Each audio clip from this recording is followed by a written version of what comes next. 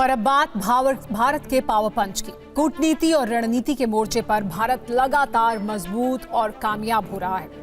Syria पर इस समय पूरी दुनिया की निगाहें लगी हैं। सीरिया में जारी संकट के बीच कुछ भारतीय भी वहां फंस गए थे, लेकिन मोदी सरकार ने सीरिया में फंसे भारतीय नागरिकों को सुरक्षित बाहर निकाल लिया है। 75 भारतीयों में 44 लोग जम्मू कश्मीर के रहने वाले हैं। विदेश में जब जब भारतीयों पर संकट आया है, मोदी सरकार ने तुरंत एक्शन लिया और लोगों को सुरक्षित बाहर निकाल लिया। देखिए ये रिपोर्ट। सीरिया में हालत खराब हुई तो वहां रह रहे कई दूसरे देशों के लोग भी संकट में फंस गए। इनमें कई भारतीय नागरिक भी सीरिया में फंसे हुए थे। सीरिया में फंसे इन भारतीय नागरिकों के घर वाले काफी परेशान थे। सवाल ये था कि सीरिया में आए सियासी संकट के बीच इन भारतीयों को कैसे वहां से सुरक्षित वापस लाया जाएगा। तत्काल इस समस्या का समाधान भी हो गया।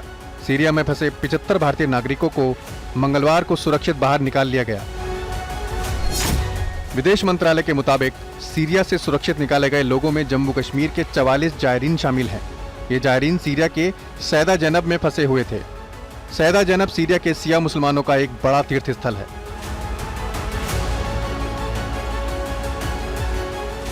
विदेश मंत्रालय ने कहा कि सरकार सीरिया के हालात पर बराबर नजर बनाए हुए है। सीरिया में रह रहे भारतीय नागरिकों को भी सलाह दी गई है कि वो दमिश्क में भारतीय दूतावास के संपर्क में रहें। विदेश मंत्रालय के अनुसार सरकार विदेशों में रह रहे भारतीय नागरिकों की सुरक्षा को सर्वोच्च प्राथमिकता देती है।